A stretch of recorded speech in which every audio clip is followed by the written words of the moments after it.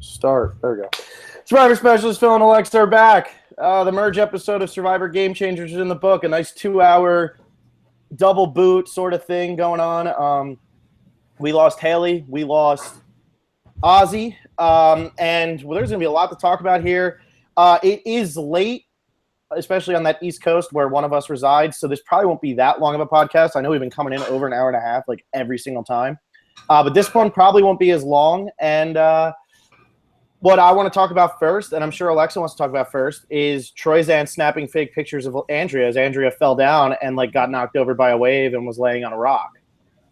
Again, the most important part of this episode of last week was something just so tiny. Cirie's one confessional, Troyzan taking photos. Troyzan has been so funny. You said this, but his purpose in this season is to provide comedic relief for us, because half the time I don't think they even know what he's doing.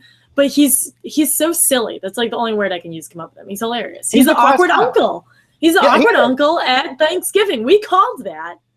He's the uncle who sits down and he wants to hang out with you and all your friends while you're like sitting around like, you know, BSing about whatever. And he comes over and starts talking about like it as if he was still there. But it's like that was like 1990 and now it's like 2017. And it's like, that's cool. But like, you know, and that's Troyzan. Like Troyzan's probably having the time of his life right now. He's avoided a lot of the scary tribal councils. He's hanging out. He's still in the game. He's not surrounded by a bunch of knuckleheads. He's got a really good alliance going with Brad. Even though we didn't hear much from Troyzan tonight, he got to watch Ty run around naked. What else do you want in your life? So that was the perfect segue. As soon as you brought up the 1990s, I was like, well, Ty was running around naked saying that streaking was cool in the 70s or the 80s. Like, I don't know when it was or was not, or if it is still cool to be streaking, but clearly Ty is very aware of the timelines of. So I think we should, he knows what he's talking about. So funny too when he's like, "That's what you guys used to do in the '70s, right?" And Ozzy's like, "I wasn't alive." that killed me. Like the only one who was awake was Debbie, and she was definitely streaking. But I think Debbie just still streaks and doesn't care what the time period is. Well, Debbie's also having too much fun. Sober but pretending to be drunk grinding with Cirie, which is something that I never thought I wanted, but I think I enjoyed it. I think we all enjoyed it. And tonight I'm going to be very defensive of Debbie tonight, which is something I never thought I would ever be, but I'm going to be defensive of Debbie tonight. And I'm not going to do it now. I'm going to let you guys look forward to that, but I'm going to be very defensive of Debbie tonight. Because I think this was a great Debbie's MVP, but we're going to talk about that later. I think we should start off the aftermath of last week's tribal. We come back to that tribe. Everybody the next morning still talking about it, still very into it. Ty breaking down again. I thought this was a really good moment, and it was handled very well by all of them still. And like that was very refreshing to see how well everybody was still taking this and how they were all talking it out, going through it. Leads to a really nice moment with Zeke coming out to the rest of the merge tribe and saying, look, this is what happened. And everybody was like, oh my God, what the hell was Varner thinking? But it was a good thing to see before the merge. We needed some more closure on that because the taste that was in everybody's mouth for the last week was obviously a bad one. So it's good to see that like it kept progressing and then that storyline had an end. And that's probably the last time we're going to hear about it until the reunion. And I think that's really good because this last week on Survivor message boards and everything was hard. It was brutal. Yeah, the closure is the perfect word. And in Zeke's confessional going, exiting out of this, he said, I want to play. I think he said, let's just get back to it. And we need to follow Zeke's lead on this. And he wanted to get back to it. And man, he sure did. He's running around this episode. And after he came out to the rest of the tribe, they all had the same expression of disgust with what happened, but also, okay, like Zeke, this is who Zeke is, and that's really cool, but now I'm going to try to vote him out. And that's what's so great about this game. So they're treating him like a player, and he's sure acting like one. He is going in guns a-blazing, and he's very aware of it. He said, this is what got me in Millennials vs. Gen X. But then immediately after said, but make the move. So this is crazy. He's going head first into this. Yeah, and I'm going to say this is the detriment of not getting to watch yourself and playing back-to-back seasons. Amanda lost her second season because she didn't get to see how poorly she actually did at that final tribal. She didn't get to see how the votes came in until afterwards. She doesn't know that she lost to Todd 5-2. She thinks she did a really good job. She comes out and gives almost the exact same performance and loses. Russell comes out and plays the exact same game, not realizing why he lost the first time. You have James, who comes out, and yeah, he knows he doesn't want to get voted out with the 2 idols. He ends up losing because he gets medevac, but still playing the back-to-back seasons takes its toll on people, and when you can't see what you did wrong, or even if you think you know, you still didn't get to see the way it was edited, the way other people were talking about it. You only know what you saw and what you heard in Ponderosa. You didn't get to see what people were saying as it was happening. And that's a really big disadvantage for Zeke, who's coming out making the exact same mistakes he made in Millennials vs. Gen X, blowing up his game tonight for zero reason. Tonight was a weird night. Neither person who went home deserved to go home for the reason they went home. That's my belief on this. The thing with Zeke is, I agree with you. I think coming back, like doing back-to-back seasons is crazy. It's tough for the other returnees, and it's difficult in a different way for the person who is returning back-to-back. But Zeke is the first person that you listed who outwardly said, this is why I went home. Even Michaela still hasn't mentioned why she went home, because she mentioned in a confessional, she said, I'm true to the people that I'm loyal to, which was definitely in reference to why she went home last time. But Zeke said, I went home because I played too hard. And then his next sentence was, but I'm going to do it again because I should make the move. Let's make the move, which is how he wants to play. Zeke isn't a follower. He doesn't want to just be a number for someone. He wants to command the numbers. He wants to make I forget what the phrase was, but he had all his shooters in line and he was ready to go. And I don't know. He voted for Aubrey, and I don't really know why he did that. When I don't know. The way the votes laid out were very weird. But let's start with the Haley vote, because I know that was the first part of this episode. And I mean, I'm going a lot of different directions here, but anyone who's looking for Cirie, I found her. She's back. We found her. She's on the season. So that's great. I'm really pumped. She had an incredible 2 hours. She spoke more in these 2 hours than I think she spoke for the entire pre-merge. For the whole season, because I'm pretty sure tonight she went over 10 confessionals, which means if you put Cirie for 10 confessionals, you got that. Because I'm pretty sure she went over 10 tonight, which was crazy. And this is the whole Michelle thing, and it's the same exact thing. You can only show so much of your winner pre-merge when they don't go to tribal. It's hard. And I'm not saying Cirie's going to win, but she's a big fan favorite, yes. But if she's never going to tribal, you can't show that much of her. There's just no possible way to go and have like Cirie time every week. And people saying we were getting nothing from Cirie. Cirie had 8 confessionals coming into this. Alexa, I remember sending you the text. She was right in the middle. I think she had the 6th most confessionals. There were so many people with 8. Andrea and Ciara were below her. I think Haley was below her. She was tied with like Troyzan, and now she's way above Troyzan. I mean, it's not even close. Troyzan we barely heard from tonight. So like the only ones that were pulling away, it was Debbie and it was Ty. After that, the next highest was 11 confessionals, and Cirie had 8. And Cirie that's without going to a single tribal council.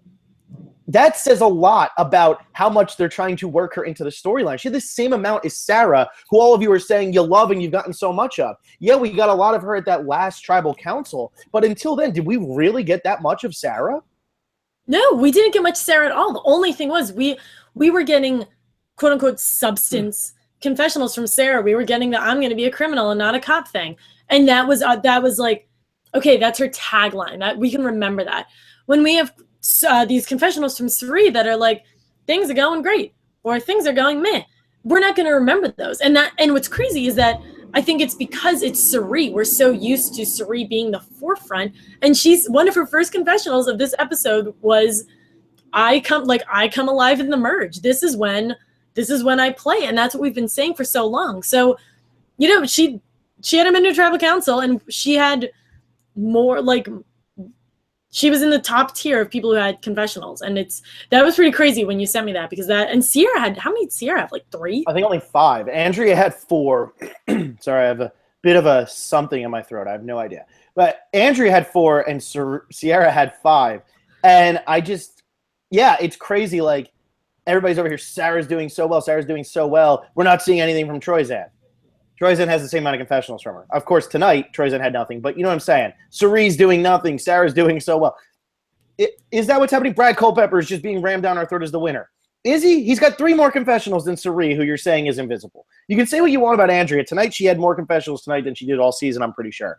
But that was more invisible. Cirie was not visible. We just love seeing Cirie, and she always loses pre-merge. Like, in that first season, she always lost. In Heroes versus Villains, she lost so much. That's why she goes home. And then in, in Micronesia, did she lose? I remember they lost the first tribal because Johnny Fairplay goes home. Yao Man goes home. She was always kind of losing. This time she doesn't lose. What do you do with her? Not much. I don't know. Yeah, you stick her on the Taboo tribe and she braids Ozzy's hair. It's not a bad gig. You just cruise to the merge and now you take it over. You get Haley out to save Michaela. And so, I mean, watching Cirie teach Michaela, it was like a mother hen. It was just like, Michaela, like, calm yourself. And that, I mean, it worked. Michaela's name wasn't brought up once after Haley was gone. And I thought that was so great that Cirie and Michaela had that moment. And I still don't understand. Cirie votes for Michaela and says, I'm doing this to save myself and you. We're going to go far together. Why did she vote for Michaela? Is that just so that people would be like, oh, Cirie did what she said she was going to do because she had already known that she got all the numbers onto Haley? Yeah, she voted for Michaela, and her voting confessional with that was great, which was like, I'm doing this to keep you alive. And you never see anything like that. So that was super cool. But yeah, she stayed on Michaela so that it didn't seem like she was the reason that they flipped, which was genius because now no one knows that Cirie is the reason that it became Haley. So, and did Cirie vote for Ozzy tonight too? Cirie voted for Ciara. She voted, and you don't see who she votes for, and she says, like, I'm doing this to spice up the game. And I didn't know what she meant by that. And then even the way she wrote Ciara, it was very blocky, probably to show that it wasn't her. But I thought, was she just, she might have just been trying to make a slight at Ciara. I don't think Ciara had been gunning for her. I think it's trying to make Ciara paranoid. Yeah, which is like genius because no one, I mean, maybe they bring it up, but it doesn't sound like they really bring it up. But from what we saw in the preview, it's not a major topic of concern. And she didn't seem concerned too. Ciara was like, oh, whatever, I gotta vote. I think you should be concerned that somebody just fell in your kitchen. But moving on. But okay. So we talk a lot about Cirie. We're going to keep talking about Cirie because she was a big role. We're going to talk about that Ciara thing because I think I get it, but we'll talk about it when we get there. What I want to talk about tonight is this is why this pre-merge, as exciting as it was, I don't like it, and I think production had too much of a hand in it. And this is like really important for me to say right now because that Haley vote felt so bogus, just so out of nowhere. I didn't understand why everybody was voting the way they were voting. And I get Brad is saying we need to get rid of Haley or Michaela because they're in the middle. But, like, who does Brad feel that comfortable with? Who does everybody else feel that comfortable with? Because obviously Brad talking to Cirie didn't do all that well because Cirie's over there being buddy-buddy with Zeke and Ozzy again. And, like, we didn't get to see alliances form pre-merge at all, I feel like. And then Haley goes home tonight, and it's like, okay, why did they decide on Haley? Yeah, she was a swing, but, like, they're going between Haley and Michaela. Are they that like, do they even know who they have? Because wouldn't you think to yourself in this situation, there's clearly two sides. You don't get rid of the swing vote if the swing vote's not gunning for one of you, actively being like what Sarah Lucina did at the merge in Cagayan.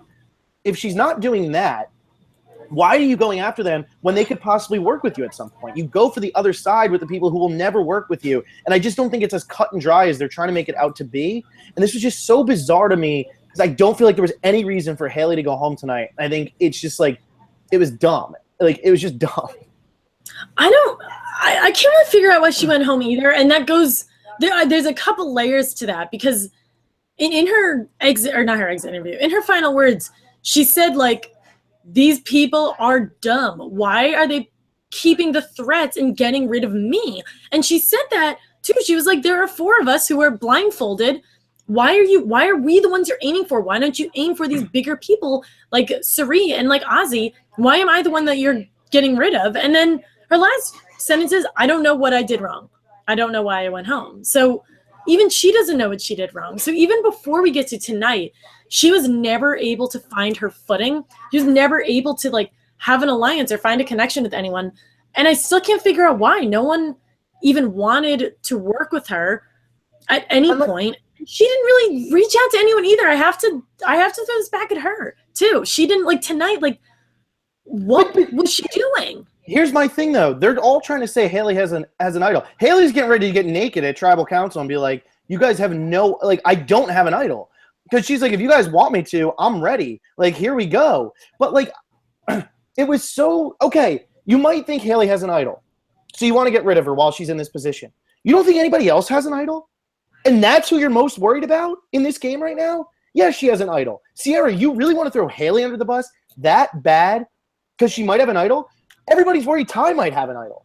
And, like, I get Ty's in that alliance, but wouldn't the other side want to go after Ty, who's not working with them? Wouldn't you want to go after somebody like Ozzy, who doesn't win immunity, and you say, well, if he doesn't have an idol, let's get rid of him now? He's a threat to win the game. Maybe Cirie. If you're worried, I don't even care if you're worried that Haley has an idol. There's no reason to target her here. She's in the middle.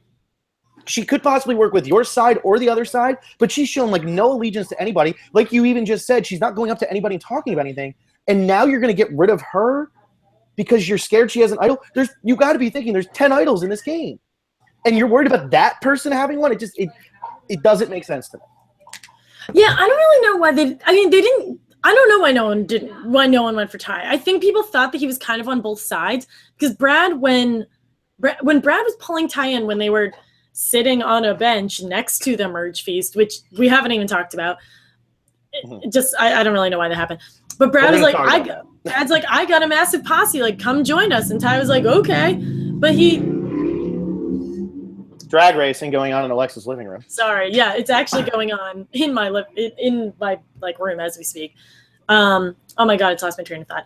Yeah, I think Ty could make it to the end. No one has any concern for him, and like his idols didn't even come up once. Cirie mentioned her advantage at the very beginning, never brought it up again. So that was huge for her to not have to use it. I don't know why they went for it. I can't give you an explanation because I don't get it. I just think the Cirie side, obviously because of Cirie, they thought Michaela could be an eventual number for them, which she turned out to be. It turned out and worked out really well for them. But I think no one thought of Haley that way because for some reason they had never been able to make a connection with her. And that was a two-way street. She had never been able to make a connection with anyone and vice versa. And I don't know why, because we as fans really like her. She's really quirky and she's really funny and she's a funny narrator. But she never got her footing, and I can't pinpoint why. No, they don't outwardly dislike her like the way that they speak about Michaela. They don't outwardly dislike her like that. They just like don't care about her. And of course, I look over at the comments here, and it's like Phil just has a crush on Haley. If you listen to the beginning of that rant, it's not that I was mad Haley went. It's that the editing gave us no reason for Haley to go. If you're telling me it's because of an idol, you have to make Haley more of a threat before the merge. For our merge boot to get booted because people fear she has an idol, that makes me think that they might have thought she was a threat. Cirie Dawn Thomas was nervous that Haley could work against her at some point. That's why she wanted to get rid of her. She didn't totally trust Haley. She thinks Haley has an idol, and that's why she wants to get rid of her. Cirie going over to Michaela and bringing Michaela in, that made sense because Cirie's like, look, I think I can get Michaela to work with me. But they all really wanted Michaela out more, and then Cirie kind of flipped it so that Haley would be the one to go. The editing, though, for Haley to go here and be seen as a threat with an idol just doesn't make sense. It just does not make sense. And yes, Haley's great, but this does not make any sense. And I think Haley had 3 confessionals to Cirie's 8. And Cirie was on another level of confessionals. But even, like, I don't even know what Haley's confessionals were. They weren't really saying anything because no one's talking to her. And she wasn't talking to anyone. She was just on her own little island. And maybe she was just the easy choice. Maybe it was just the idea of, okay, instead of like I guess sharks figuring it out in the water. Just no one wanted to make the first major move, so let's all just converge on Haley. Because, like, Cirie... That's exactly what happened to Cirie Easton. Yeah, that's exactly true, right? Like Cirie, Dawn Thomas, and Zeke, who were on 2 separate sides, they were like, we want to vote Haley? And they're like, okay. So I think it was just the safe vote for everyone. But I don't know why. But then I'm gonna have to knock Haley for a second. When she's saying, if you guys ask me to empty out my bagger, I think it was, the direct quote was shakedown, which was funny. Mm-hmm. She also said she wanted like a security pat down too. Yeah, I know. It's like, this is going away. I didn't expect it to, but I'll allow it. When she said that, she's like, if you ask Bring me, out chocolate and peanut butter, Jeff. Sorry, I had to interrupt you. But moving on. She said, if you ask me, I'll totally do it, but I'm not going to do it on my own, which just like for no reason makes it sketchy. I get why she said, that's one of those things that like you keep in your head, but don't say it out loud. What was the gain of saying that? See, here's the thing that confuses me about this moment, and I kind of see it both ways. If she empties out the bag, it could work, but if they weren't going to vote for her, then there's no reason for her to empty out the bag. You know what I mean? Because now everybody knows Haley doesn't have an idol. And it's like, well, if we want to save vote, we'll just get rid of Haley next time.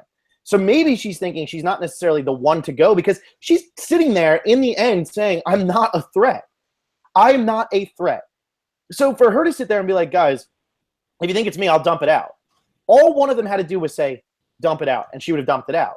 None of them did that, making her probably sit there and be like, maybe I'm not in trouble.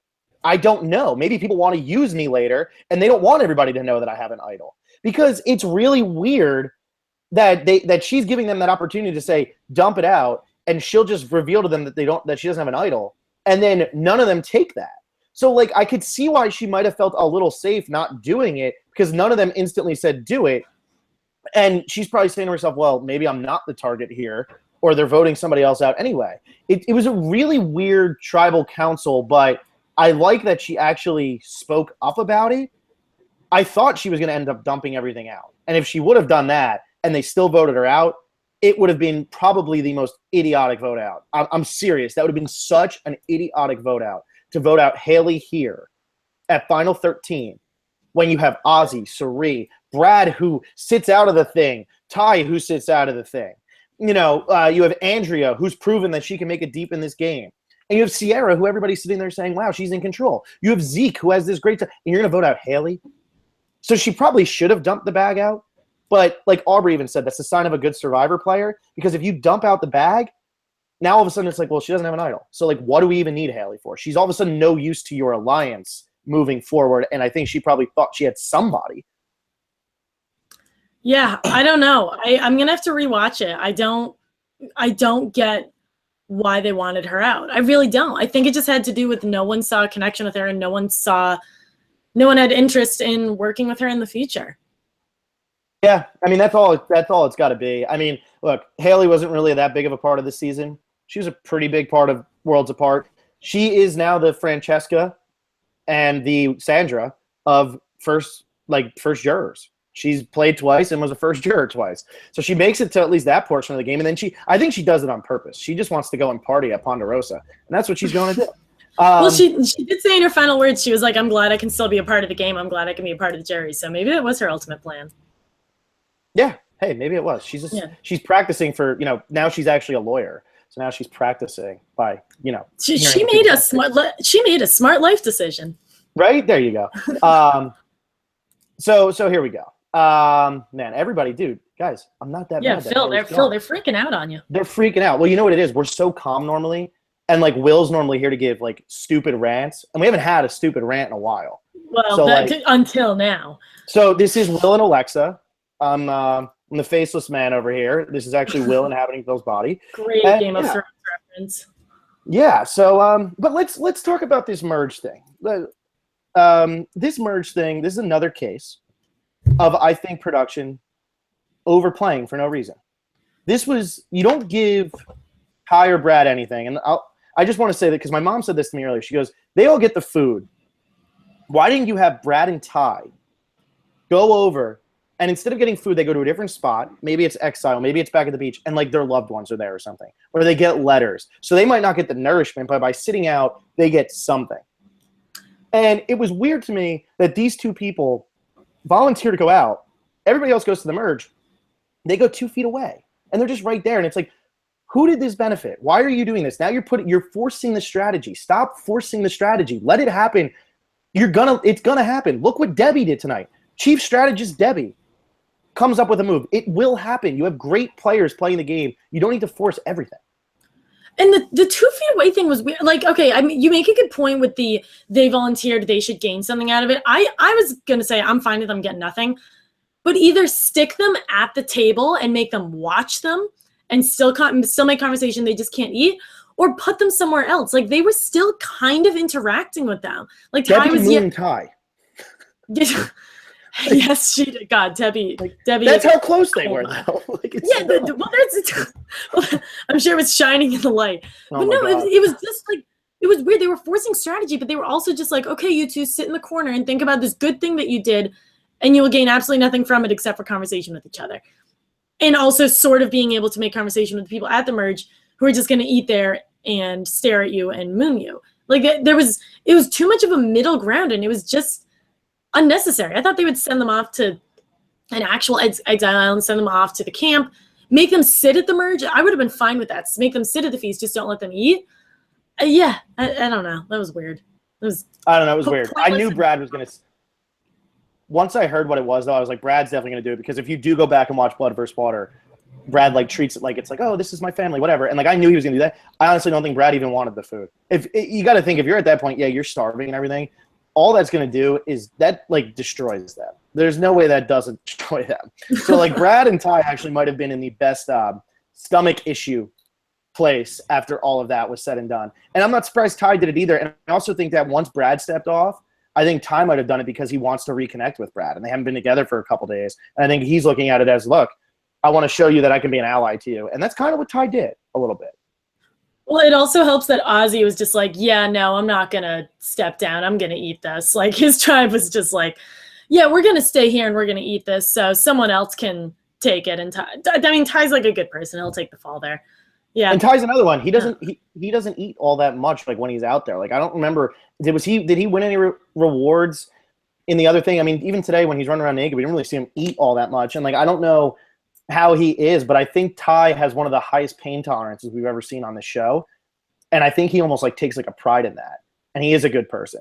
It's like a mix of both of those. Was like, sure, I'll step off. You guys go enjoy yourselves. And also in the same vein of Ty not really eating, I think it was really early on in the season, but JT was flipping out because he was giving half of his food to the chickens. He wasn't even eating half of his corn because he was just spitting out and giving to the chickens. So exactly. Whatever. Yeah. I mean, we needed to comment on that. That was just pointless, and I don't really understand why it happened. I think Ty was going to go back to Brad regardless. I don't think they needed their little powwow 10 feet away from everybody. That was going to happen. But yeah, I don't know. See, and the thing is here, like with Ty doing it, it's not out of character for Ty. So nobody's sitting there with like an eyebrow raised, like, can you believe Ty did that? It's like, yeah, of course we can believe Ty did that. And even with Brad, I think, what was it, people were saying on his Mana tribe, like, this is the most genuine guy I've met out here. This is like the most genuine guy I've played with. I don't think anybody really thought it was bad. And I love when Brad does his, no, I'm fine. It's good. It's cool. It's cool. That's exactly what he did when he got voted out in Blood vs. Water. It's exactly what he did when he's talking about Monica and stuff. That's like just his motto. It's just like, no, it's good. It's cool. I'm good. I'm good. Like, he's just very calm. I really think tonight, after watching this, man, it's got to be Brad or Cirie, but I feel like we're getting set up for a huge Cirie downfall. Maybe Cirie, but I think we're getting really set up for a Cirie downfall because she was the queen tonight. Yeah, Cirie was pretty big tonight, and she was the new sheriff in town. That was her big thing. But yeah, we saw her strategizing a lot, which I'm surprised we didn't see much of early on, because she did go to a good amount of tribal councils, and she just didn't say much. She had 3 or 4 confessionals.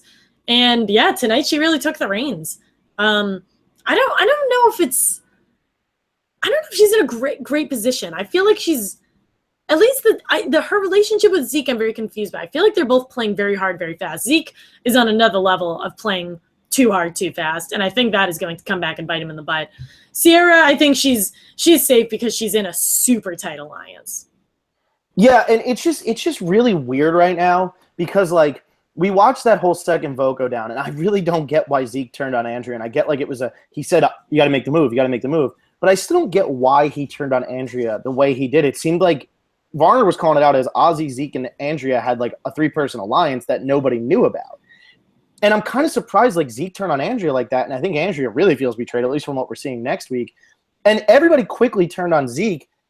And I'm just very confused as to who's the tightest with who. And the only ones I know that are really tight right now, Brad, Troyzan, and Brad and Cirie. Those 3 are super tight right now.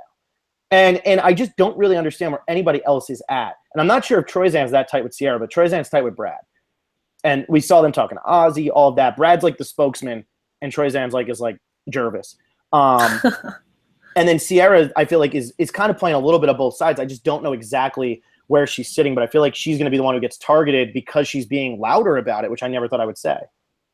Well, I feel like Andrea and Zeke did have a very close relationship because she was actively pissed that he was gunning for her. Even before she voted him, when she voted for him, she was like, I see you never. So maybe she was just being dramatic, but she was not pleased with him. So I think that was an actual tight alliance that just kind of fell apart.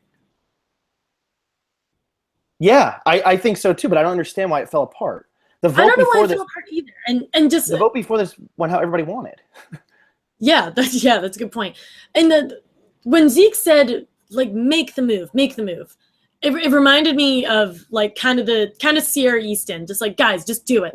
I do not agree with making the move for the sake of making the move. I think I don't like that is what Survivor is becoming. I hope it doesn't continue to be like that. I want to vote. And also, what threat had Andrea been posing? Obviously, we hadn't been seeing a lot of her. She's likable. She's very good in challenges.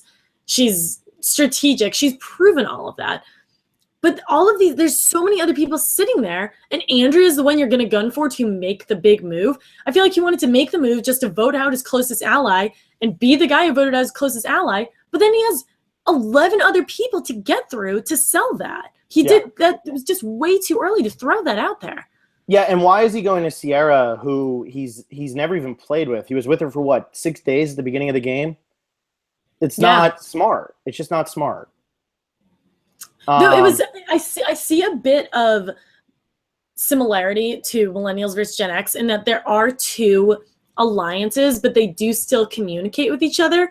I did see a lot of that in these episodes, which I think is why we're really confused about who's aligned with who, because I think everyone just wanted to be on a similar page on the first merge boot, and then the Ozzy thing was just, again, I don't really know what happened there.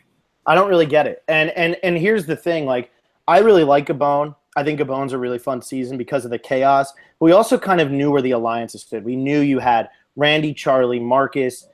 Like, they were so tight. And you knew you had Crystal and Kenny on the other side. You knew you had Bob somewhere in the middle. He seemed like he was more of a Corinne and Charlie and all that. Then he ends up getting helped to the end by Sugar. So who knows? That one, the storyline was so very clear.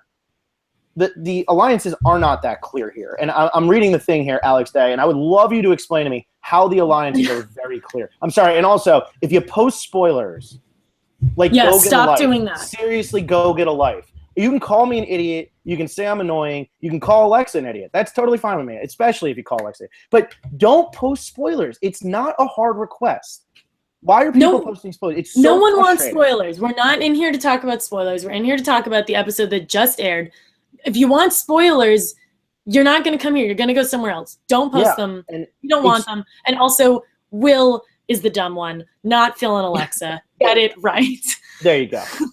But yeah, I hope that it worked. I just tried to ban somebody on here, and I hope it worked because they just put something in here, and it's like, my God, like, nobody cares that you know how to read. Good for you. Watch the game, and you're sitting here calling out people with Edgic and stuff, and then you're sitting there saying, by the way, this is the final 3 that I read because I know how to read. Congratulations, you passed first grade. Good for you. Now go away.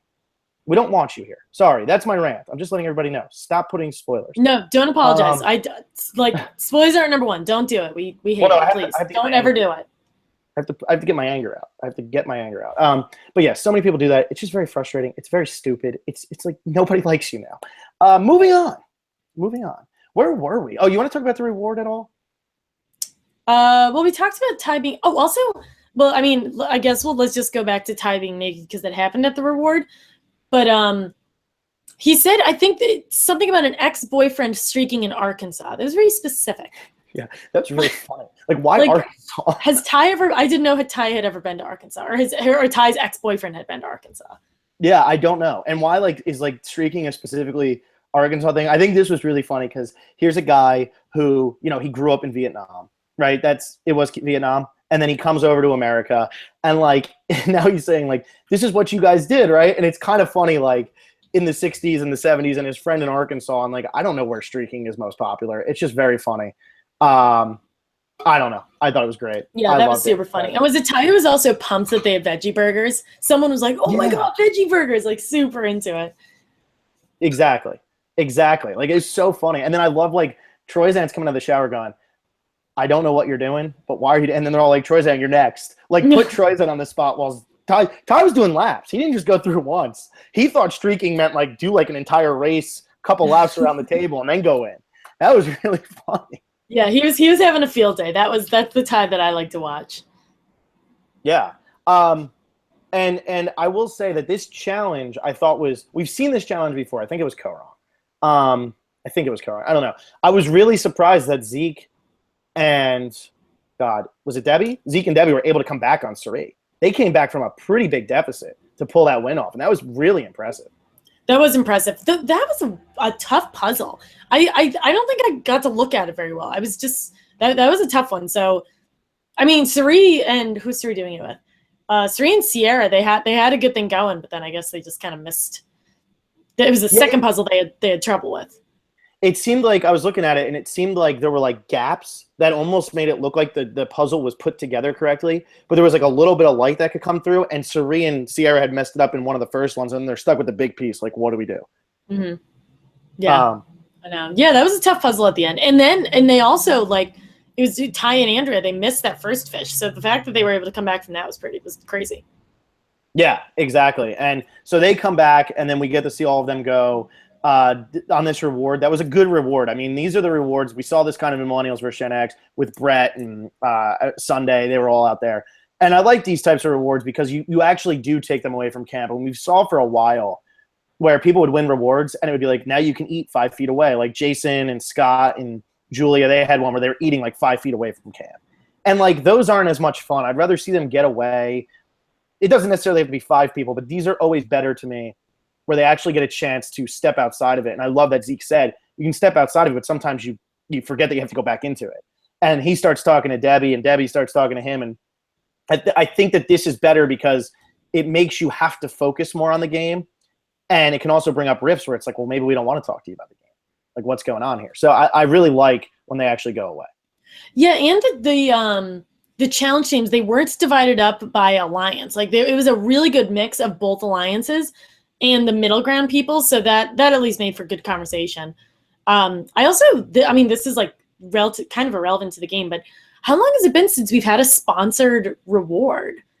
Well, it's interesting. We've had the Marshalls has been sponsored, and there's been a sponsor for the ads, and I forget who it's been, but like every now and then something will end up like, this is brought to you by Survivor, brought to you by something.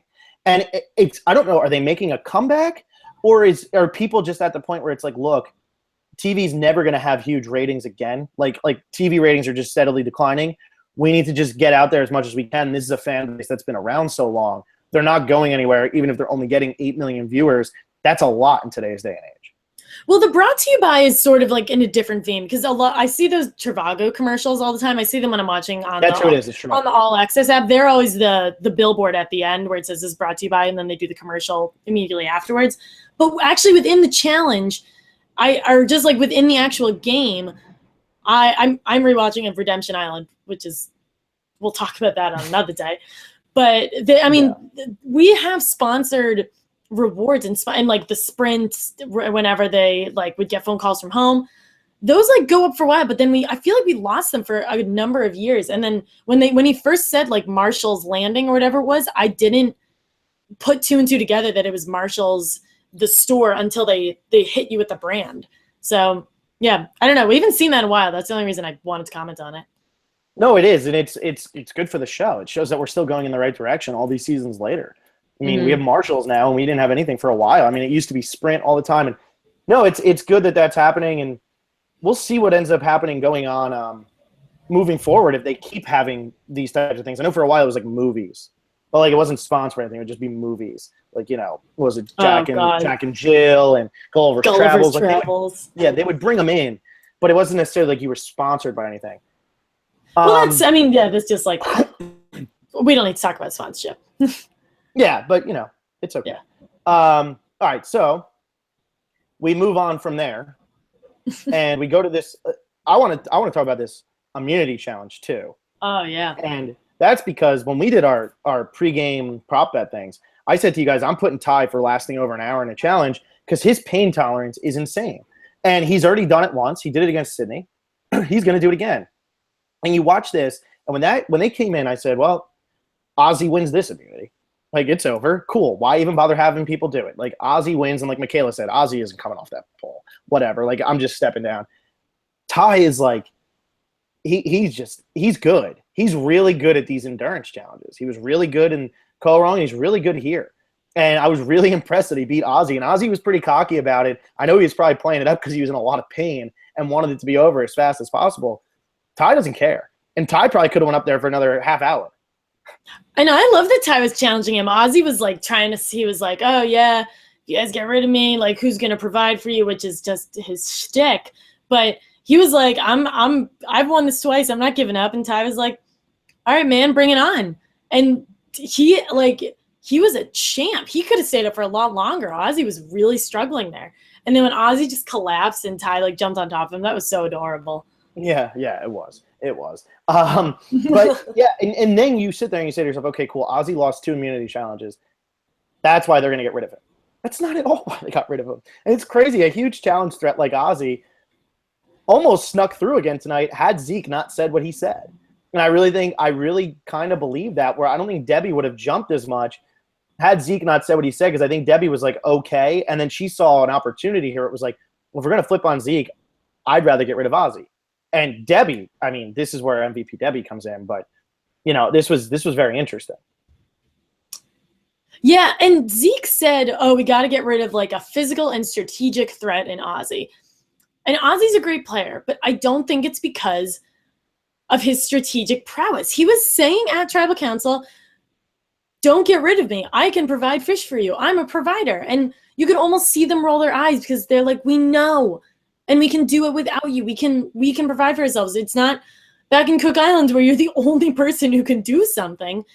We can all do this. And that, I was disappointed to see that, because it makes me feel like he hasn't learned that much and he hasn't changed. But maybe he just knows that that's his selling point and that's what he's good at. But it's like he's a step behind them in terms of this stuff. Well, that's my one defense for him, is that I don't think he had any idea what else he could do. He knows he's the biggest physical threat out there, and he doesn't. That's got to be his spiel. Is like, look, I can provide for you, because what else is he going to do? If he says like, I'm gonna vote for you, there's still 12 people left in the game. You got a lot of people who will vote for you or vote with you, and everybody knows that you stick out like a sore thumb. We saw it happen with Joe, and Joe didn't have anything to say. Joe's whole argument was, I want to be here. And it's like, well, that's not good, because that means you're going to go even harder in the challenges. And I think Ozzy, like, he survived that first one. I think he felt the heat was on a little bit here. And he was like, look, I can provide. Because I don't think he had like a tight enough alliance that he could say, I'm with you guys till the end. Because I don't think anybody wants to go to the end with Ozzy. So I think he was just trying to make it through till like maybe final 10, final 9, and then try to go on an immunity run. And I think that's why he did this. Yeah, I mean, we knew Ozzy was going to be going soon. We both put him really low on our power rankings. It's just weird why he went out. They did like kind of like what you said. I don't really know why they picked him. And he was loyal to his alliance. He was like, I'm with Cirie now. I think that was their little bookend. He was saying, I'm loyal with her. I want to go far with her. And then he disappears. Yeah, and Debbie did this really well with with just coming up to Cirie and being like, I want to get rid of Ozzy. Let's make it our move. And like kind of playing into Ciera's ego that is slowly growing here. Because I think Ciera has such a chip on her shoulder from the first time. And she wants to show that she's willing to make big moves and she wants to be in control. And, Debbie really like hit her over the head with this. And I got to say, I know you love Debbie, but I got to say here, I really feel like we got edited by the editors. Again, I'm saying this because it really looks like what happened with Debbie after that Haley thing. That was after they had done the immunity challenge. Because the immunity idol is in the background real quickly of one of those. So it looks like that was after the immunity challenge. So she wasn't as crazy as we thought she was, because she wasn't actually arguing after the reward. Then she goes and meets with Cochran. So they make Debbie look as bad as possible. She goes and meets with Cochran. And all of a sudden, everything's been pretty positive about Debbie. Tonight, she's faking being drunk. She's coming over here and she's using her extra vote. She didn't necessarily need to use the extra vote, but this is the most successful we've ever seen the extra vote be used, because she wasn't sure who she actually had on her side. She thought she might need one more vote. Because she's sitting there saying, well, Zeke's probably going to vote. Or, maybe whoever ended up voting for Cirie, she's saying, well, maybe they vote for Zeke. I need to do this. And I think like what we're seeing here is like a little trick where the others are like, look how important it was for Cochran here. Cochran had to come out and teach Debbie how to play the game, and look how seriously Debbie took it. But I really think, for as crazy and loony and, whatever Debbie is, she plays it up a lot, and tonight we saw just how much she plays it up. I don't think she was drunk at all. I don't think she touched any of the alcohol. And she's sitting there doing her thing and getting everybody to like her, getting everybody to dance, getting everybody to do whatever. She's moon and tie. And I think it let people let their guards down. So when she comes over to Cirie and says, I want to get rid of Ozzy, she's got rid of the biggest physical threat in the game, who gets to the end and wins 95% of the time. It's really hard to do. I think Debbie was genius, and she said she didn't drink a drop of alcohol, and I believed her. You're right. The editors totally played us, and I'm glad they did, because I didn't want Debbie to be the person that we saw, because I love Debbie. This is the Debbie that I like. She's so smart, and no, I don't think anyone would say that Debbie's dumb. She's very smart. She's just very eccentric, and she's a little nuts, but I think we all kind of are. But she knows how to be a strategic player, and I guess I would put this in the win column for the extra vote. It wasn't needed, but it wasn't. Because it would have been 6-5-1-1, right? Yeah, it would have been, or 6-5-1 or something like that. Yeah, but it's not like it's not like the person she wanted to go home didn't go home. So I'm gonna tack it up as a win for her. And she was smart. She said, when I was fending for myself at Exile, I got this. It wasn't Cochran gave me this, and I had all these food and lemongrass sodas and stuff. She has, like, good for her for not telling anyone. She's not going to bring it up until the reunion, and that's going to be huge. And what did she say? She said, when she stood up with her vote, what did she actually say? I forget her exact quote. I don't know her exact quote, but it was something along the lines of, when I was, like, suffering on Exile, when I was there contemplating being alone. She didn't really go into how she found it. She was just like, I have this. I gave up something so that I could have the advantage. That's kind of what she said. Mm-hmm. No, it was great. Kind of like the old Sugar thing. Yeah. It was masterful. Yeah. And then even with Ozzy, it was so casual. It was just like, I think Cirie was saying, let's vote out this person. And she goes, no, Ozzy, let's do Ozzy. And everyone's going to agree with you if you want to vote out Ozzy. So it's not Debbie making some crazy out of left field move. She reconnected with Brad. She's her own words. I swallowed my pride, reconnected with Brad. This was a great episode for Debbie. Yeah, and as much as her using the extra vote might paint a target on her back, I think that by her, nobody's really sitting there saying to themselves, Debbie's the reason that Ozzy went home. Like, on the other side, Zeke's not saying that's the reason Debbie went home, or that's the reason Ozzy went home. I don't think people look at Debbie as that type of threat. So even though she used the extra vote, she could have been told by somebody else, hey, thanks for telling us you have the extra vote, do this. And I think that's what the other side could be thinking a bit. And even like somebody like Cirie, I think Cirie is trying to sit here and say that was my move. I think she wants it to be looked at as her move. I think Cirie is playing a 110% game right now, where she's trying to go as hard as she possibly can, even if it puts a target on her back, because she wants to get to the end. And if she gets to the end, she wants to sit there and say, I win no matter what, no matter who I'm sitting next to. She knows she has the most to overcome in terms of people just not believing she belongs there. So I think that's the type of game she's playing. I think it's going to bite her in the butt the same way I think it's going to end up biting Zeke in his butt. And we'll see what ends up happening. Yeah, I think she'll definitely play a more low-key game than Zeke is playing. And I admittedly, I said Debbie's not a follower. She's going to be the one to take control. But I think she knows to tone it down a little right now. And even though she's the one that planted the Ozzy seed, it's kind of like Zeke planting the Sandra vote. No one's going to disagree with you because everyone wants to get rid of Sandra. Ozzy's such an easy person to get rid of. Did you just take a sip of your soda? I did. I'm sure you could tell. I was also looking. My phone was going crazy. I wanted to make sure it wasn't something important. But yes, I'm here. Yeah, it's like I lost my train of thought because I actually had something to say to you, and then you called me out for the soda. And as you're sipping your thing, I just So I guess I'll repeat what I said. What I said is that I admittedly has said that she isn't a follower. She is a leader. But I think she knows where her place is right now, and she needs to get back in the good graces of her tribe. So I think she will be a follower for a little bit. And her throwing Ozzy's name out wasn't anything insane because it was similar to Zeke throwing out Sandra's name, because who wouldn't want to get rid of Sandra? Who wouldn't want to get rid of Ozzy? She's not throwing like an asinine name out there. So it's not like he said, oh, we need to get rid of Sarah. And people, or Debbie said, we need to get rid of Sarah. And people would be like, what do you mean we have to get rid of Sarah? Why do we have to get rid of Sarah? That would be really out there. And I think you're right. I mean, this is a name, like, as soon as Cirie heard the name Ozzy, she's like, let's get rid of him. Like, let's do it. And I think that's how everybody's going to react, because Ciara's not working with Ozzy. And why would you not want it? Ozzy should never do better than 12th place in this game unless he wins immunity. And yeah, he did really well in his first season because he was on the minority tribe. And then the second time he plays, he gets voted out right away once they hit the merge, and he loses. And the third time, if Redemption Island didn't exist, Ozzy was doomed because I think he got voted out where it would have been like 10th, 11th place, whatever it was. So it's very tricky with Ozzy. You can't let him hang around too long because he can easily go on a run. I think he knew that. I think he knew he was like this close to being in a position where he can go on a run. And he's saying, okay, we're going to get rid of Zeke.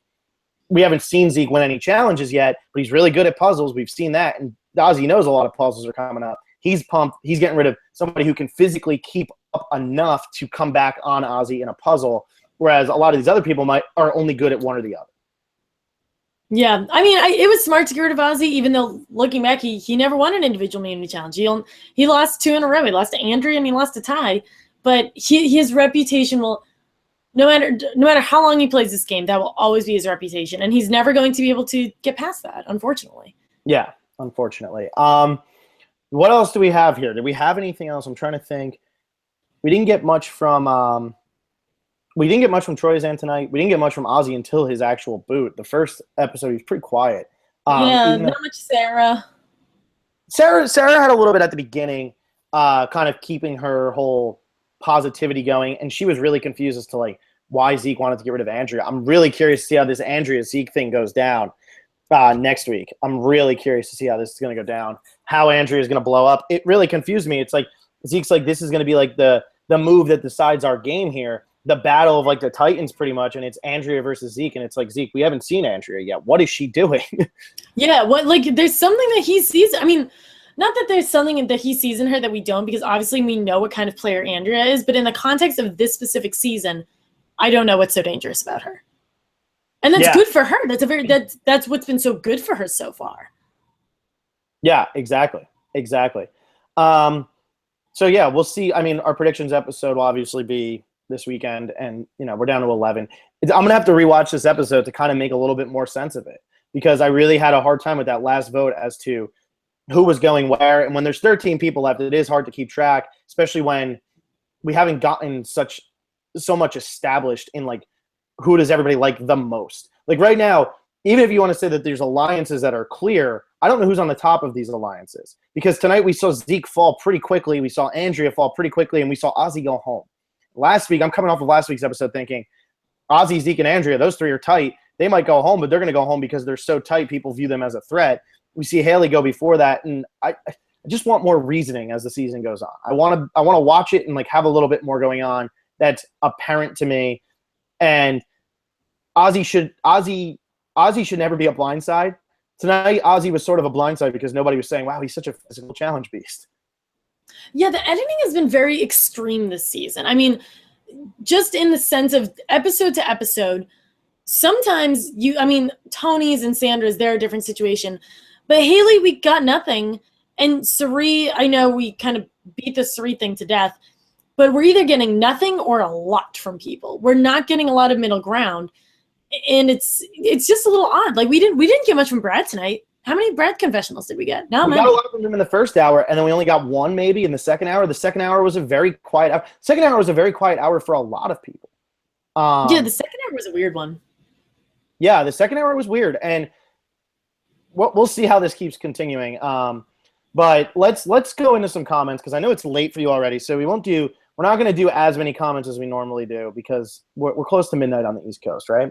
Right, 11:41. So let's try to rip through some of these. But we have Sarah, who starts it off with how many confessionals does Cirie have total tonight? I feel like she was constantly on my TV. She was in double digits, I'm pretty sure. Cirie was huge this episode. Yeah, Cirie was huge. And I was really afraid that it was going to become an arc. Like she was just going to blow up, and then she was going to go home in the second episode, because they were talking about big threats and they were talking about that alliance. But I'm pumped. This is the Cirie I've wanted. This is the Cirie I've been waiting for. And she crushed it tonight.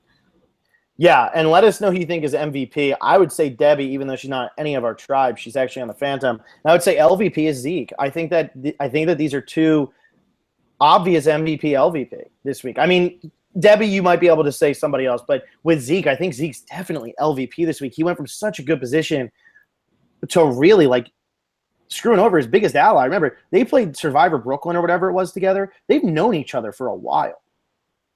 Oh, that's a good point. I always forget about Survivor Brooklyn. I still don't know what it is, but I think they like literally play Survivor in Brooklyn. Like I've seen a couple of videos. I think they just like stand in a park. Yeah, I don't know. That's curious. That's a weird game if they're literally just standing in a park, but everybody stands and just points at each other and says, "I don't like you, you're out." Joe Haas, safe to say we'll finally have an elite season with a 4 as Marquesas, Fiji, and One World. We're all mediocre / crappy. I don't think this is elite at all, but hey, I'm curious. I think this is a divisive season right now. Yeah, I don't know if it's a good season or a bad season. We talk about this every week. We won't really know until until it's over. But there's just like a lot going on, but also not that much going on. It's a very difficult to explain. Yeah, there's a lot going on, not necessarily because of each individual. I just don't know where things stand. I also don't have any like personal connection to anyone. Like Cirie is different, but that's because I've been watching Cirie my whole life. I don't feel any like personal connection to anyone. I agree. I don't like. I guess Brad has been the one that maybe has surprised a few people. There's 11 people left in this game. I feel like we maybe like if we hadn't seen them before, I feel like we've really like gotten to know 3 of them, and like maybe the 4th tonight being Cirie because of how much she was. But until tonight, I wouldn't have said that we really got to know Cirie. No, we haven't at all. So we couldn't fall back on Cirie because we've seen her on our TV 3 other times. Yeah.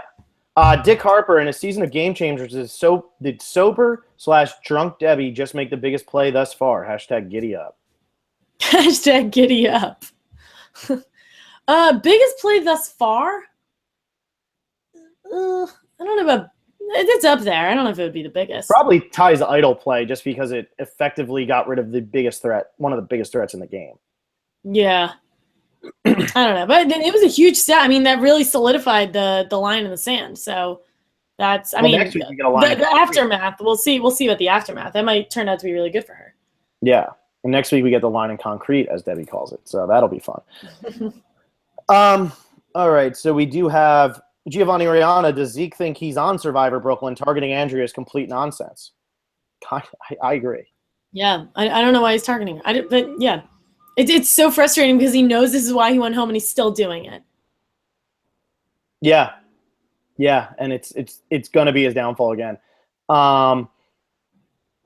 Let's see. Joe Brochacho, Survivor Specialist, drinking game. Take a shot every time you hear sirens in Alexa's background. Everybody be drunk. There would be no podcast anymore because Phil and I would be dead. Yeah. Because I think we hear a lot more than even you guys hear. There's a lot more going on. I got my headphones in, turned up pretty loud. I'm really hearing it. Oh my gosh. On cue. So you would think we're pushing a button. Oh my gosh. Yeah, just push a button. And whenever you start making a point I didn't agree with, I just push that button.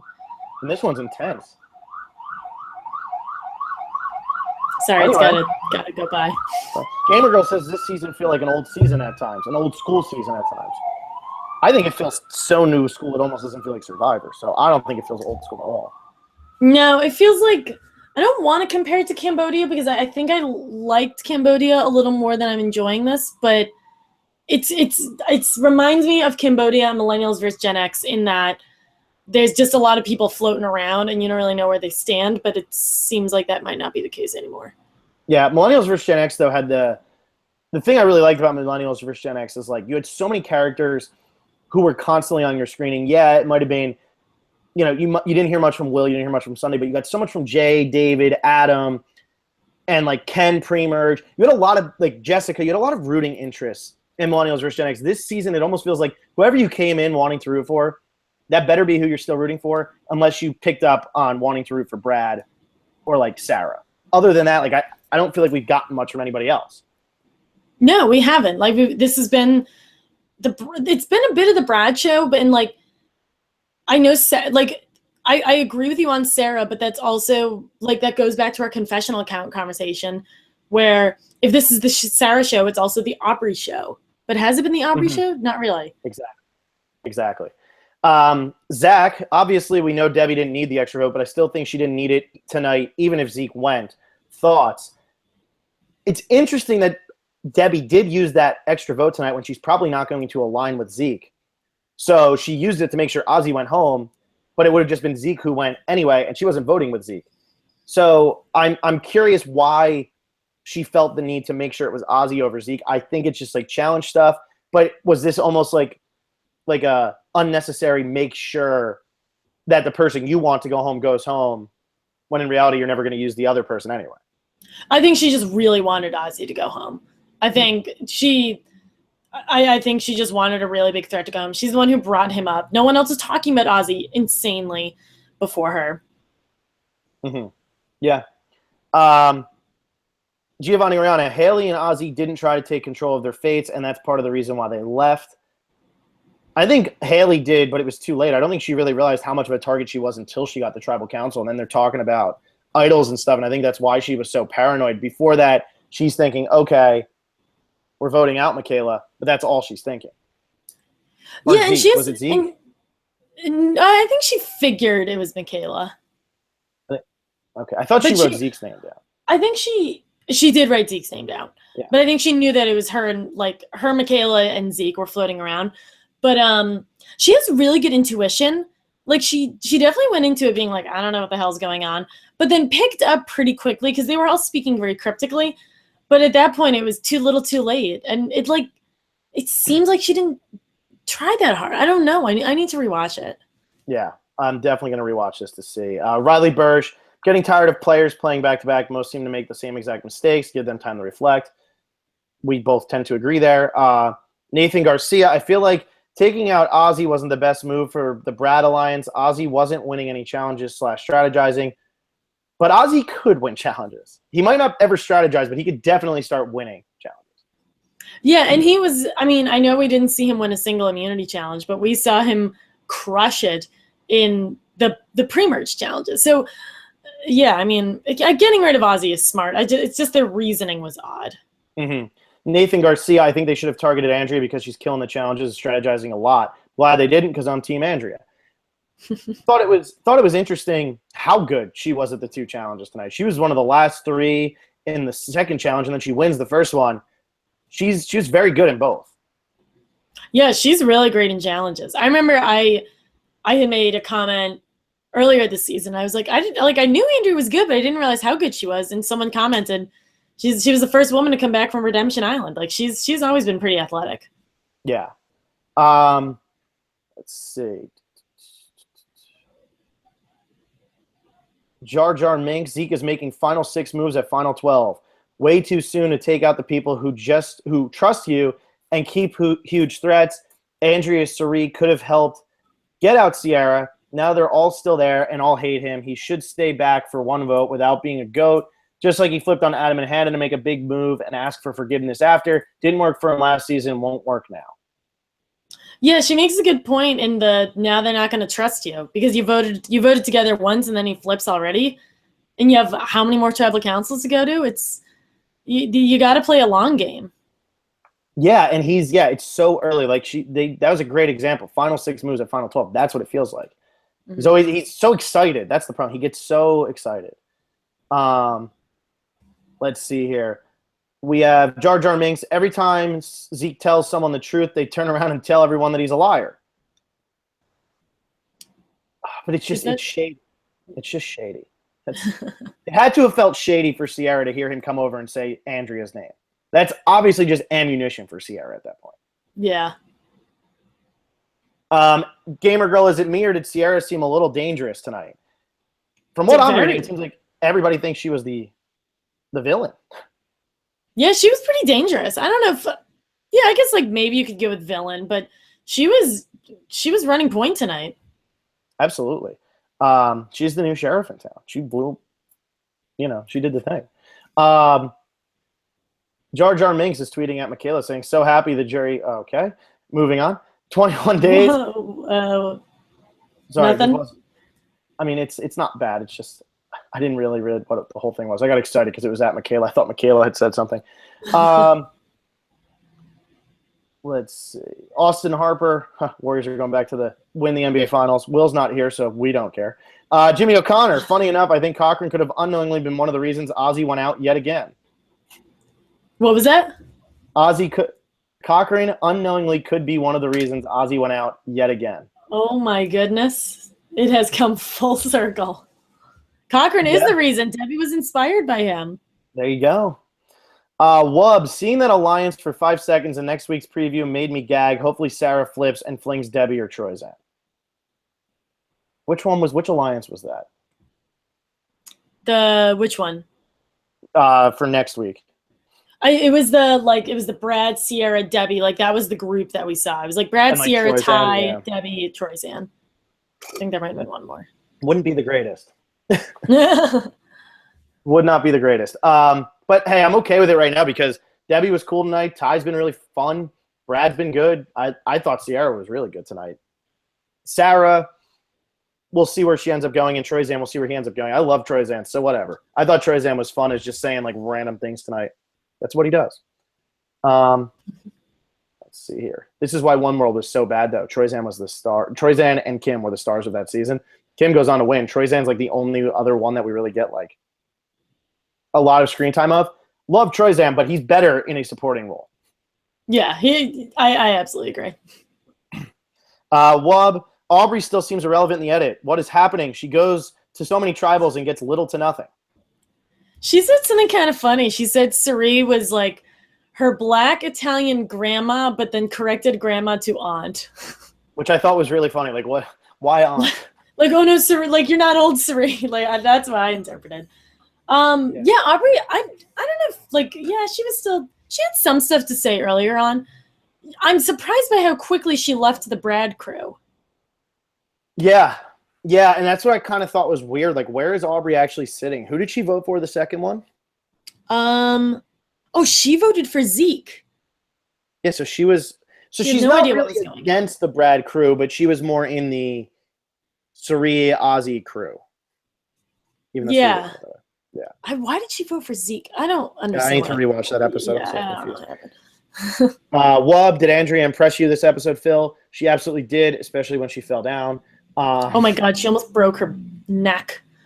Oh my God, that was like one of like the scarier falls because when she hit, her whole body kind of like folded, and like she didn't land on her butt or like land like and roll. She just like landed on her feet. Now I don't think she realized she was like a good like 15 feet up in the air, and she's just coming down, and she hit hard. Yeah, and just like, and they're all like, "Whoa, Andrea!" Like everyone was like, "Oh man, that was not good." Yeah, that's a spine breaker. I hate heights, so I'd probably just start that challenge on the bottom rung and pray I don't fall. Not a good strategy, but that's what I'd hope. Yeah, Aaron Weiner, confirmed winner. Yeah, confirmed winner of that challenge. Aaron Weiner, Ty streaking. His performance in the challenge is making him much less annoying. Ty's been great this season. I love Ty this season. He is I agree with you on the much less annoying because I think Ty can be annoying, but I think he can be great, and we're getting the great Ty. It's kind of like the Debbie thing. Yeah. Giovanni Oriana, are we seeing an evolution of Cirie's style of playing? I think she still plays the like. I don't want to call it under the radar, but she calls the shots without people knowing. So yeah. I give her that, like it's kind of like her 3-2-1 vote in Panama. Like she just did that and no one really realized it. Similar to her getting rid of Haley, she did that and no one knows that she did it except for Michaela, who kind of doesn't really know what happened. Mm-hmm. So I see similarities there. Yeah, she's almost like, I would almost say she's like playing like a backyard survivor type game where she's playing sort of recklessly. Like not really, like she's not looking at it as like, oh, this is my 4th time playing. I got to be careful. She's just going for broke, but she's doing it by voting for people that aren't getting votes. You know, like that first vote, she votes for Michaela, knowing Michaela's not going home. And she's playing like a very subtly brilliant game there by making that move and knowing she's making that move. Well, the Michaela thing was to keep the numbers where everyone thought they were going to be. The Cirie thing, I think she was just like, let's spice it up a little bit. Let's change some things up. So, yeah, I agree with you in terms of the Cirie thing. Yeah. Well, she's great. I love her so much. I can tell. Giovanni Oriana, did Zeke realize that his side didn't have the numbers and wanted to jump ship? I don't think he wants to jump ship. I think he wants to be like anyone's follower. I think he just wants to like vote people out. Yeah, I think so. And like That's kind of what seemed. It seemed like an ego thing more than anything. It seemed like he was like, I want to be the leader. It didn't seem like we don't have the numbers. It just seemed like I want to be a leader somewhere. That's not a good way to play Survivor necessarily. You got to be the quiet leader. Those are the people who win. But it's weird because he kind of was the leader on his side. And then he just left. Yeah, I don't know. I'd like to hear his reasoning for that one. Yeah, it's a weird one. Yeah. Giovanni Rihanna, how was the Leftovers finale? It was the premiere of the final season, and it was amazing. And if you're not watching it, go watch it now. No, not now. After we're done. Oh, yeah. I always forget to keep promoting ourselves. I get so excited for other stuff. Wub, I blame huge merges on the Haley vote. 13 is too much. 10 to 11 always results in more exciting merge boots. Honestly, I don't necessarily disagree with that. Yeah, no, that for sure. Yeah. Let's see. Aaron Wiener, theory, Monica is actually on the island telling Brad what to do, and everyone thinks it's just a joke when he says hashtag what would Monica do? Monica's literally one of the cameramen saying, okay, now tell us this. It's like SpongeBob taking his driver's test. That's Brad playing this, or Patrick, whoever it is. Yeah. Wow, incredible reference. Yeah, you're welcome, everyone. Clutch, did you see after Andrea won immunity, Cirie taps her on the right shoulder and gets her to look right when she's on the left? I didn't notice that. That's really funny. No way. Just to like screw with it? That's hilarious. That's so funny. I'm going to have to go back and rewatch that. Oh my gosh, I love stuff like that. Jar Jar Minks, why wouldn't Cirie, Michaela, Zeke work together instead of throwing out random votes to all different people to save Michaela? See, well, Cirie did the Michaela thing correctly. Like she said, I'm voting you out like this. I'm voting for you to save you. Like Cirie did everything right. And I think, and this could be wrong, but I think why Cirie told Michaela still vote for Zeke, one, it raises paranoia in Zeke's mind, and two, it also makes Michaela say to Haley, I'm still voting for Zeke. And it shows that and it says Michaela still doesn't know what's going on. Michaela's following the instructions that we told her. Because if Michaela votes for someone else, then that means Michaela's in the know, and that blows up Cirie's game. Yeah. Yeah, because Michaela's very loud, and I think Cirie, although she's trying to help Michaela, doesn't want to completely put her faith in Michaela. No. Let's see. Jar Jar Minks, they could have worked with Haley to get out a threat while saving Michaela at the same time. So that's kind of still going off of the last thing. I still think the Haley vote, you heard my opinion on that. Mm-hmm. Jake M. Larson, why is Zeke targeting his own alliance? Wasn't being too powerful, too early, the exact reason he lost last time. Exactly why he lost last time. All right, over to Twitter. Alexa, it's midnight for you officially on the dot. What do you got? Like 10 minutes, 15 minutes? Yeah. What do you got left? Yeah, 10, 15. Finish up the Twitter comments. We're done with Twitter. I mean, YouTube. I'm awake. Well, I can't finish. If you want to finish them, you're going to be here till 4 o'clock in the morning. But let's go a little bit here. We have the all-important Giovanni Oriana. Let's get the record straight. Alexis is the best Survivor twerker, not Debbie. That was just awkward and stupid. That was a great twerk. That was not stupid. It was. First of all, was it twerking? I don't think it was twerking. I think did she say twerking? She definitely said Andrea started chanting twerk. And Debbie then started grinding on Cirie, if we're going to get technical. And then she shook her booty a little bit with Andrea, who was definitely wasted. And they all started shaking their booties. It was amazing. They all started shaking their booties. Let's see. We got Giovanni Rihanna. Is it fair to say that Michaela is overrated as a player since she's not exactly a social butterfly? I still like her as a character, though. I don't think people rate her very high as a player. Yeah, she's very entertaining TV. She's not a great player. She's good at challenges. I think, like Cirie said tonight, she used to be a hothead like this. And I think that's where Michaela will grow as a person as she gets older. And now being able to watch herself back, she didn't get to watch herself back, so she doesn't realize how she comes across sometimes. And I don't think it's a problem with Michaela. I just think if she wants to win this game, she's going to learn a lot from watching her. If she comes back in 6 or 7 seasons, which is very possible, Michaela is a threat, I think. I don't know if anyone watches her Tea with Michaela B videos. They're just like 6 or 7 minute recaps that she does. She just like FaceTimes, kind of like what we do, and recaps the episode.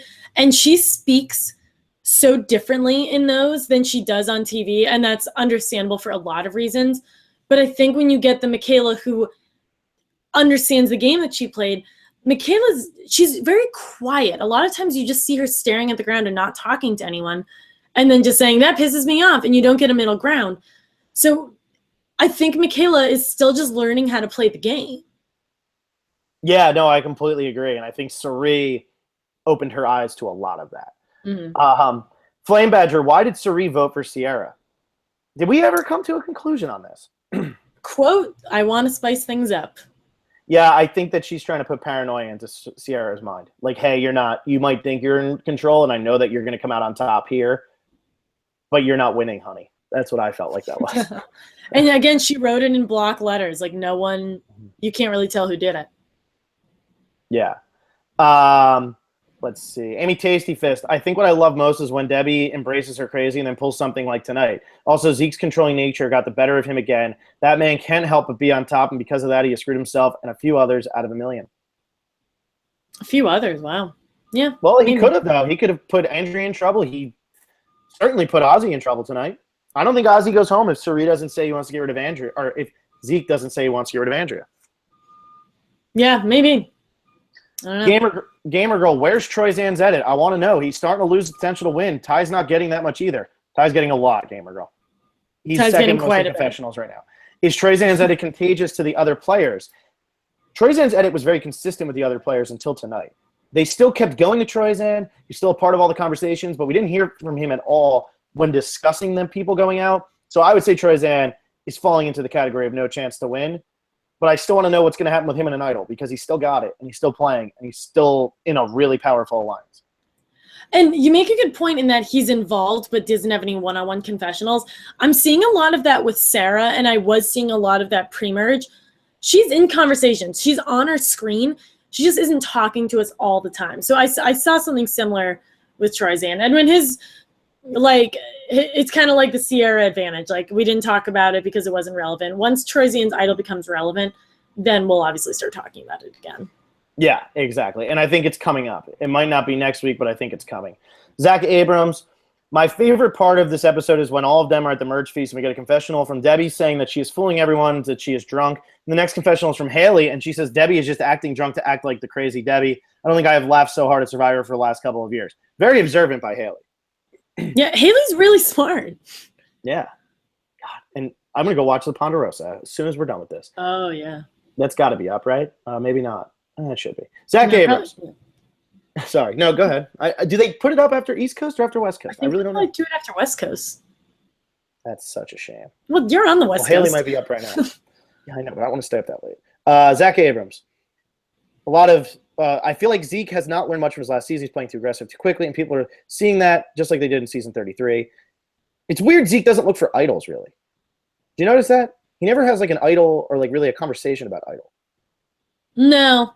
And Michaela doesn't either, but she said in one of her videos, like, I forget which one it was. It was when it was versus her versus JT. She was like, I creeped around for 45 minutes, couldn't find anything. I feel like they don't show idol hunting unless they find it now. When they used to show idol hunting, and they wouldn't always find it. Mm-hmm. But yeah, Zeke like never even talks about them. Yeah. Very weird for somebody who plays so hard. Amy Tasty Fist, so glad that even with Cirie getting a big edit and her alliance falling apart, she made it through 2 merge votes. Hopefully in the previews mean anything. She said she may still make it through a few votes thanks to Sarah. Also, why was Andrea considered a bigger threat than Cirie? Seems like the only people thinking game properly are Cirie and Debbie, of all people. Yeah, that's $1 million question. Why aren't you going for the big guns? And the big gun that you went for tonight, your reasoning was weird. Exactly. Yeah, Cirie, Zeke wants to get rid of Andrea. Why Andrea? Why not Cirie? I guess maybe Zeke and Cirie, maybe Zeke feels a little more comfortable with Cirie, but not realizing Cirie felt pretty comfortable with Andrea too. Yeah, I guess so. Which is funny because Zeke and Andrea, we obviously saw being close, and Zeke and Cirie we saw like a while ago being close, but clearly Cirie's the one he has more of a connection to. Yeah. Let's see here. Dennis O'Connell seems bringing Haley back was a bust. I was starting to get used to her, and she's gone. And I pray Sarah doesn't win. It seems she's always assumed she is the player with the most power and is getting on my nerves. What are your guys' thoughts on her? I Similar to what I had said about Zeke, I don't like people. I don't like when people try to play a big strategic game for the sake of doing that. And I have a bad taste in my mouth because she had this one confessional before she started working with Troyzan on Tavua, and she said, "Let's grow up. I don't want to just like vote him out easily."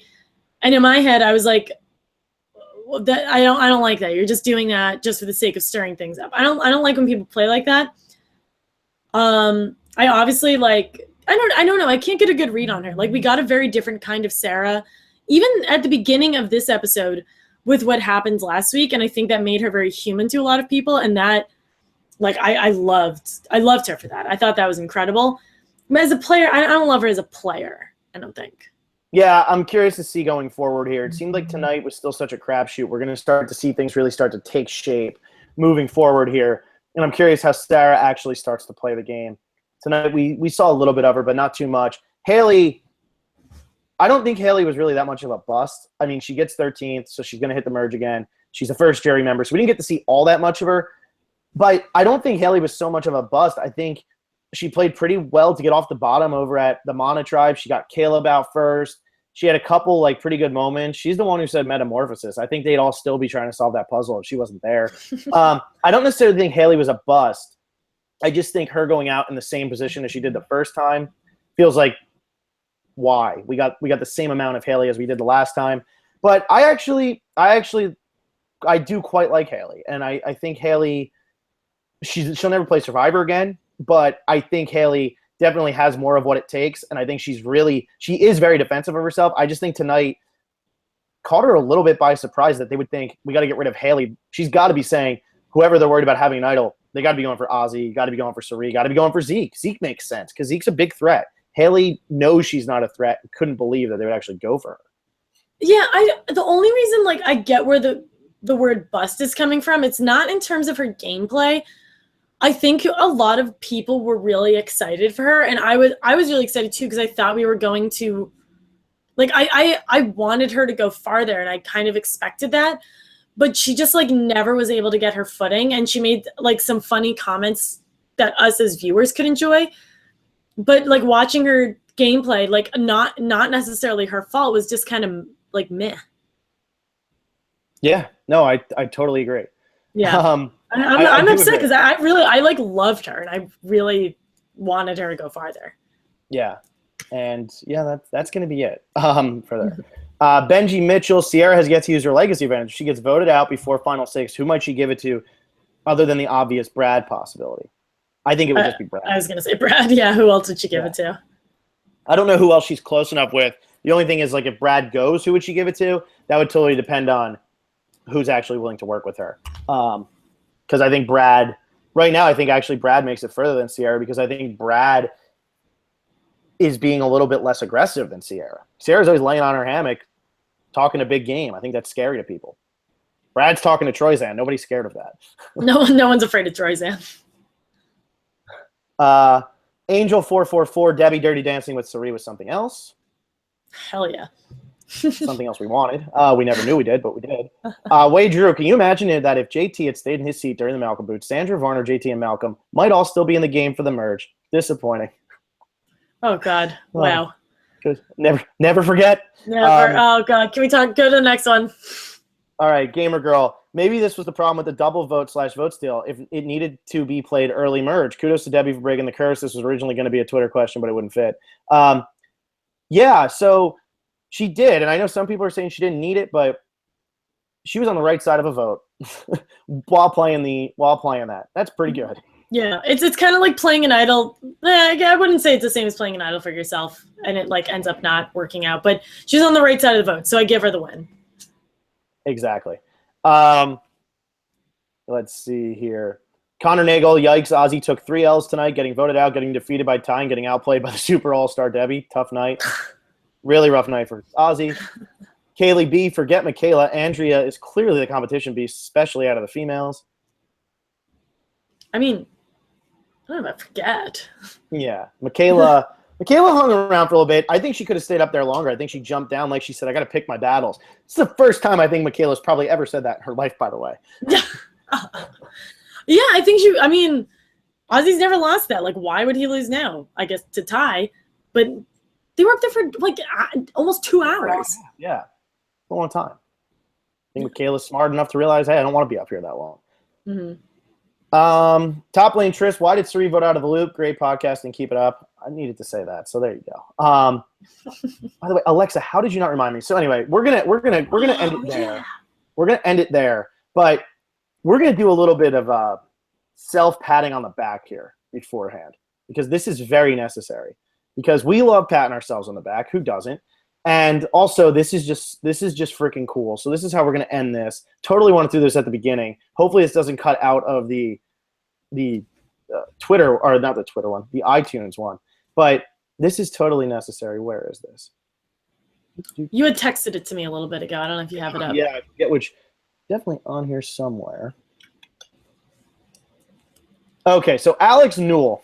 And I'm telling you, I'm patting myself on the back for this. This is cool. So Alex Newell. I was listening / watching this podcast as I always do on a flight from Fiji back home to Australia, and I had the random guy next to me ask to share a headphone because he was bored. I said, sure, but I'm listening to the Survivor specialist, Phil and Alexa. He said, that's why I asked. I'm a subscriber and seeing you watching. We were stoked, couldn't believe the chances of sitting next to a fellow Survivor fan who also happened to be a subscriber to this channel on a flight from Fiji back home to Australia. I found it pretty cool anyway. How freaking nuts is that? I will be honest with you, man. We found it cool too. When I saw that, I sent it to everybody I know, and I started rubbing it into everybody's face, like these people from Fiji to Australia. This is pretty cool. That's like just a really cool thing. Oh, yeah. So cool. And like, I mean, I usually don't share earbuds on an airplane. So that, like, the fact that that guy knew that you were listening to that, oh my, that just so freaking cool. Thank you for subscribing. That made our day. Yeah, and share more stories like that, everybody. See, instead of posting spoilers, you can post things like that. Yeah. Also, never ever post spoilers ever. Don't do it. I'm seeing it now. Don't post spoilers. We told you guys 100 times. Don't do it. We don't like it. No one wants it. Now? Did I miss it? Just yeah. I think I'm missing. Oh, okay. No, it's typical. I mean, I hope that is. I'm gonna love it if he's gonna come back and say, I'm not a spoiler guy. I'm not a spoiler guy. I'm not a spoiler guy. The reason he's blocked all over the place on our social media. Just don't do it, guys, please. Probably end up getting spoiled again. And yes, I am talking about Johnny Talks Sports. Johnny. No, don't say it by his name. That's what he wants. No, I did the bye-bye now. And goodbye. All right, so everybody, Alexa, you want to give us the rundown here? All right, that being said, subscribe to us on YouTube so that the next time you're flying on an airplane and someone wants to share your earbud, you guys can listen together. Give us a subscribe on YouTube, leave us a comment on this video, and we will talk about it on our predictions episode, which is going to be on Sunday. Exact time is TBD, but we will tweet it out and let you guys know as the date gets sooner. Tweet at us any questions that you want us to bring up on that podcast, and give us a follow and 5 stars on iTunes. Yeah, and we'll get into more of these comments. Probably won't read all of the ones. We thank you all for commenting. We probably won't read all of them. It was a double episode, so it's a late night. But we'll definitely try to get some more of these, especially since Jeremy Krebs, it looks like you're a new subscriber. So definitely want to read that. Always like hearing from new people. But other than that, go watch Ponderosa, and we will see you on Sunday.